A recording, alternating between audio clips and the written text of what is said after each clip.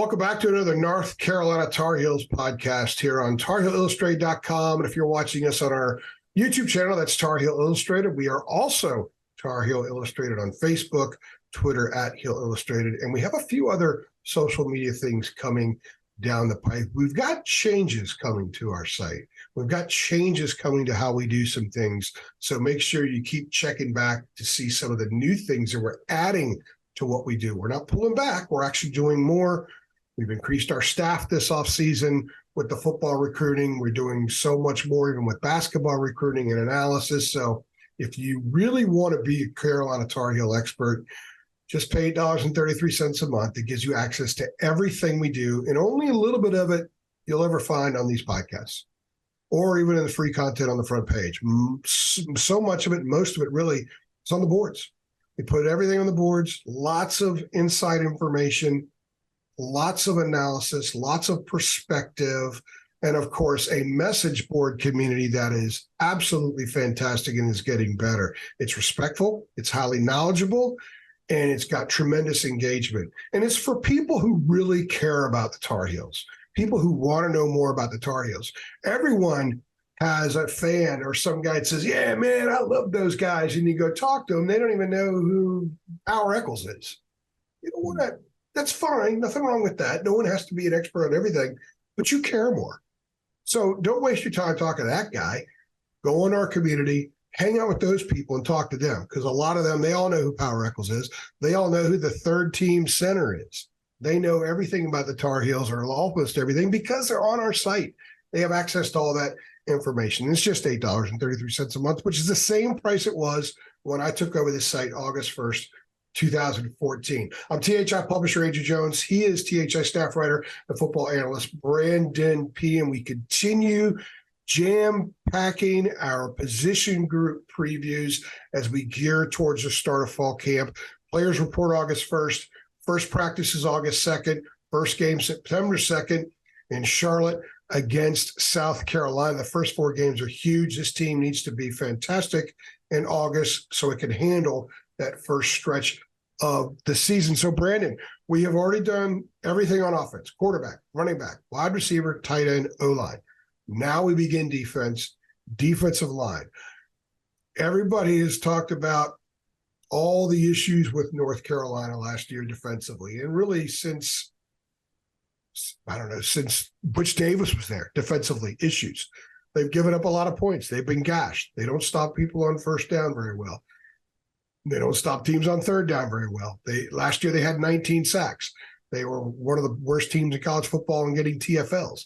They don't force a ton of turnovers. So everything defensively starts up front. There's a lot of talent there, but they must be significantly better. So before we dive into all the names of the guys, your thoughts on where this defensive line was at the end of the season and where you think it needs to be at the outset against the South Carolina team in the opener, in order for this team to reach its goals.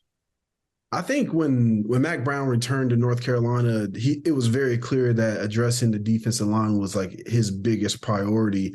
And I think this season, this group has a potential to finally be what he thought, what he had in mind when he started recruiting the defensive line so heavily when he first returned to Chapel Hill. I think the UNC coaching staff, I think they're very comfortable with the defensive line. And the reason I say that is with the, this day and age with the transfer portal, North Carolina, they lost a couple of guys along the defensive line in the transfer portal, but they didn't replace those. They used those scholarships at other positions. They didn't replace the guys they lost at defensive line with more defensive linemen from the transfer portal. They just put them in other positions, which tells me that they're very comfortable with the guys they have, and they probably already have a rotation in mind. And defensive line is one of those positions where some positions you don't want to be rotating. Like at quarterback, you don't want to be rotating too much.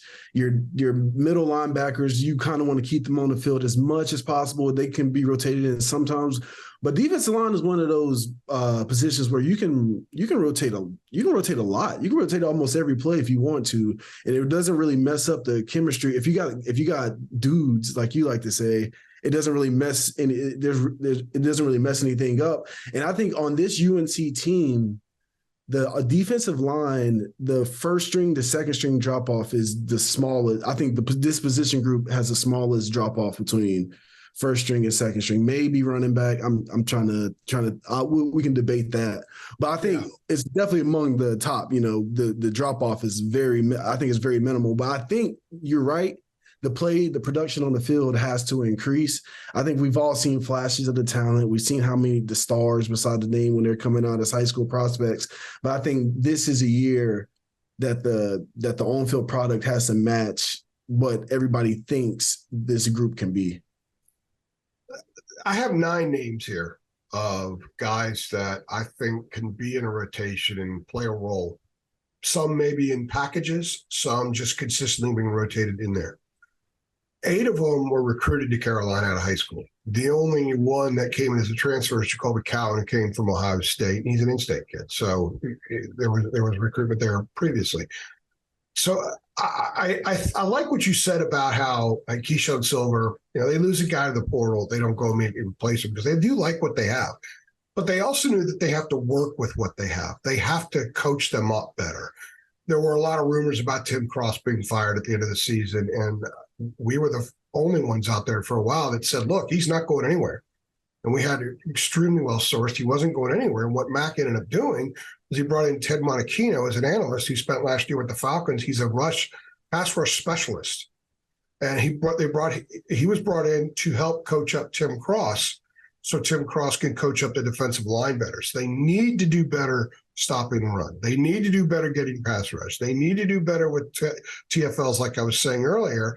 And I think they've made a lot of progress in those areas. So what are some of the specifics that they zeroed in on? Well, you mentioned something about how you can rotate guys. You should be able to keep the chemistry. That's provided that the guys trust one another. On the defensive line, and it happens sometimes on the offensive line too, where you lose your assignment integrity. Or in the offensive line, you're in pass blocking and you don't trust your left tackle. You don't trust the right guard. You're going to go help the right guard out for a second, and here comes somebody and you miss him.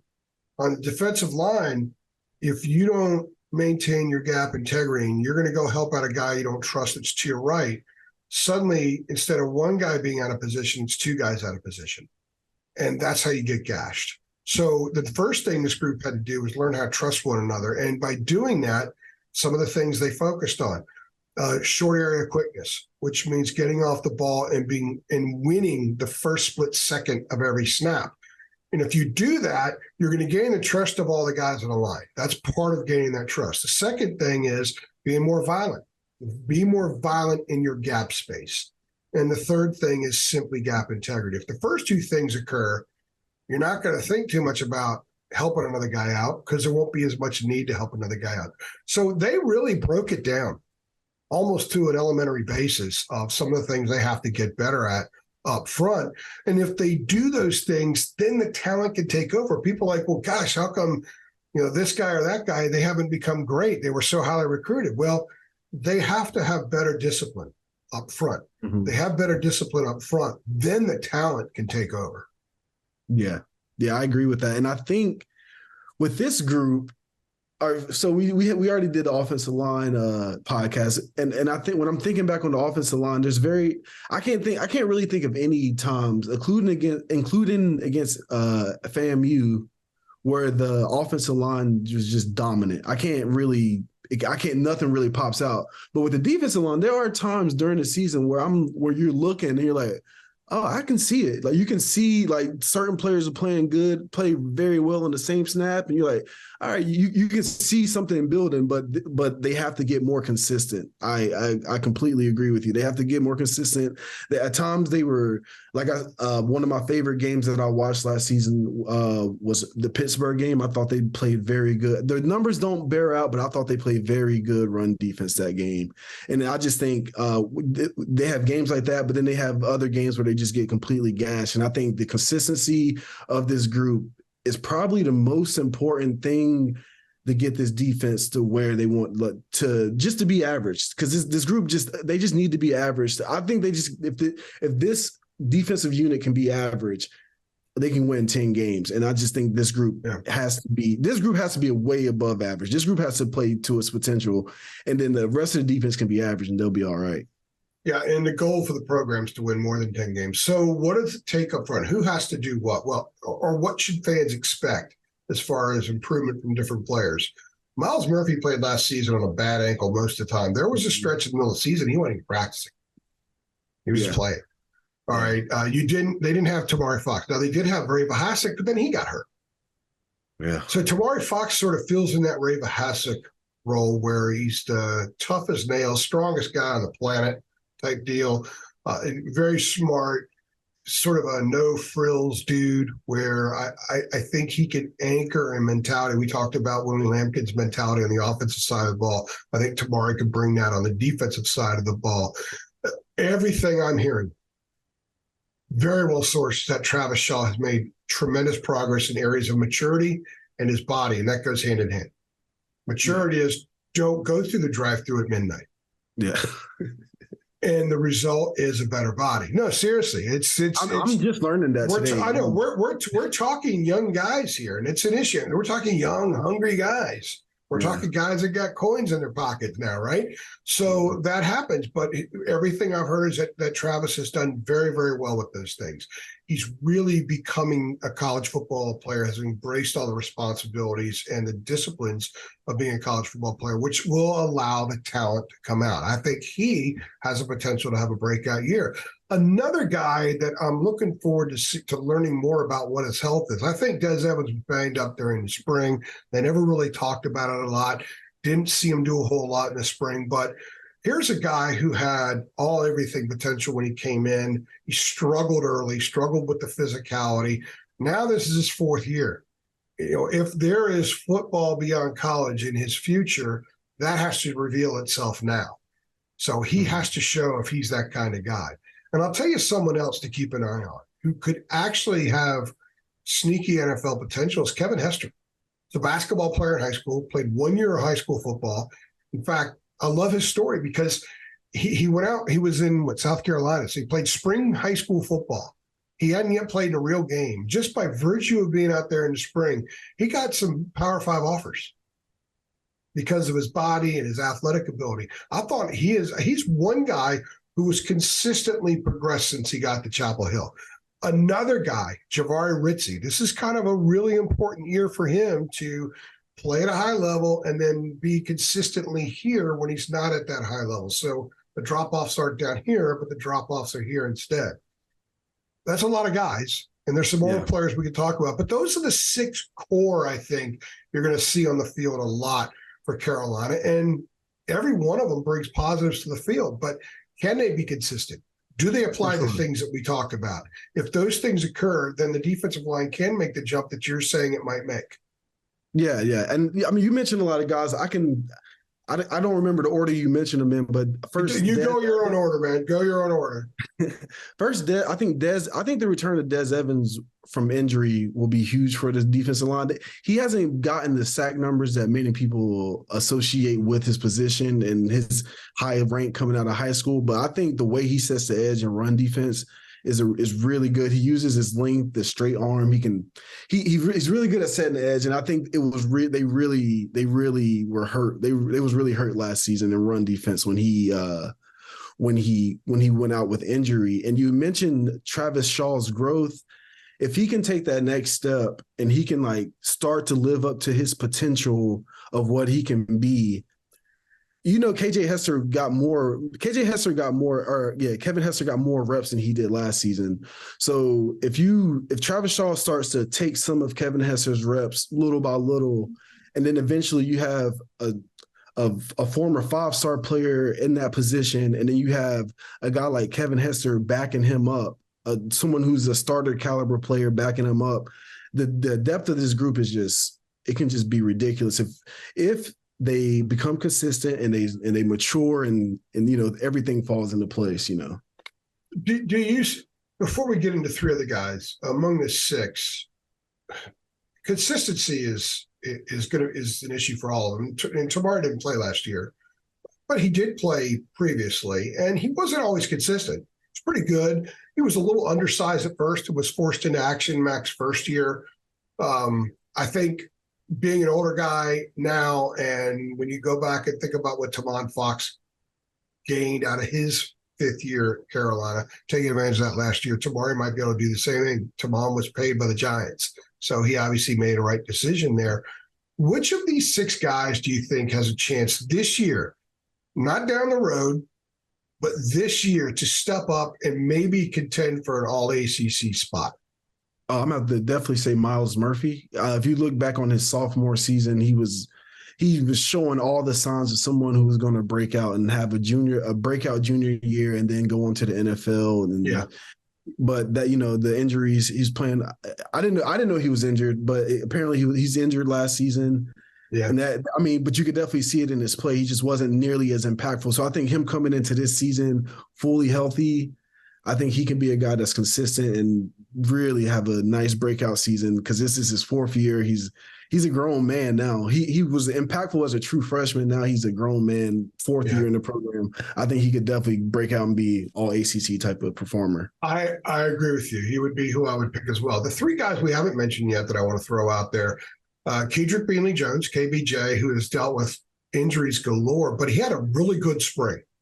Mm-hmm. And here's a guy who is extremely talented coming out of high school that I don't know, and I haven't been told how much the injuries have taken a toll on where that potential, where that ceiling is. I have no idea. Maybe we could find out here in August. But as a healthy guy, given what his potential was coming out of high school, he's another one that could really develop into somebody that gives him tremendous depth back there. And then there's two ends. Jacoby Cowan came on, played more late last year, actually had a pretty good spring. And then Bo Atkinson is someone who had a fantastic spring.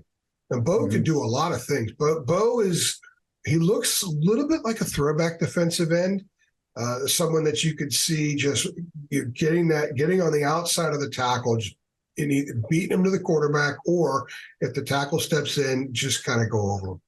He looks like he's got that kind of potential. Now, he's not there yet, I would imagine, but I think he's an intriguing player back there to see how he develops and what are his snap counts at the end of October as opposed to the beginning of September. I think he's someone that has a chance to climb in the snap count numbers as well.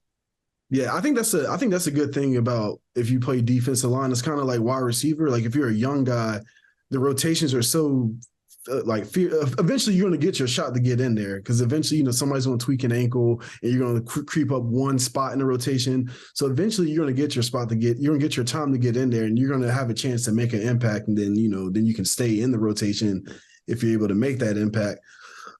So I think those last three guys that we mentioned, they're going to be guys who are going to definitely get an opportunity to make their impact in the game, because like I said, the rotation is always going to be going in and out, trying to, especially Carolina showed that they're willing to sub in the defensive line. They sub in the defensive line out pretty frequently. So these guys are going to get an opportunity to play.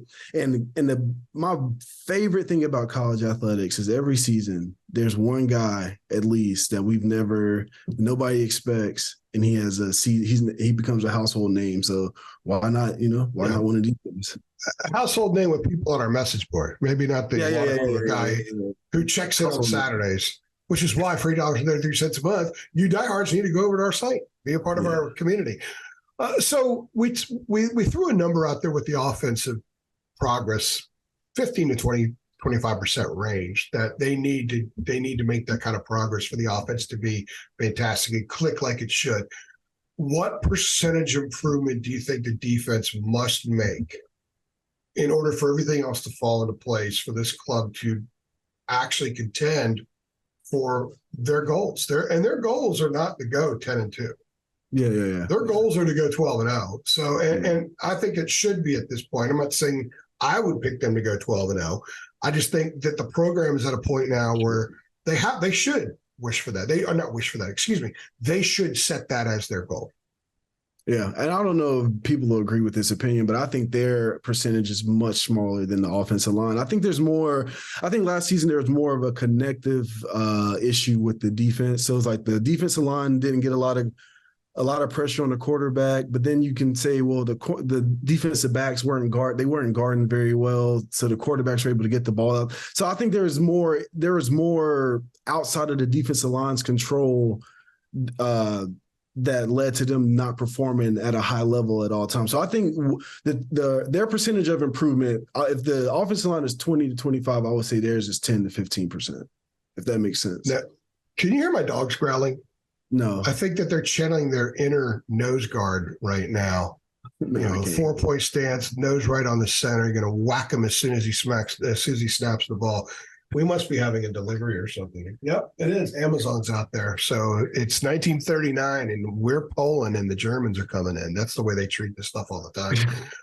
All right. I think that's a good place to stop because the dogs are going to go crazy here in just a second. So he's Brandon. I'm AJ. Remember, guys, 8:33. It's just 8:33. That's like less than a number 2 at a drive-thru now. It's less than that. Go over there and hang out with us for a month and get access to everything and enjoy. Yeah, spending your money at Tar Heel Illustrated is much better than going to a drive-thru too. Absolutely. You'll live longer. Absolutely. And we're going to have a diet thread on the OOTB coming up too, by the way, inspired by Max weight loss and what I've done the last few years. So, and Brandon's lost weight too. So Brandon's looking smooth. All right. For Brandon, I'm AJ. Thanks for stopping by. Bye.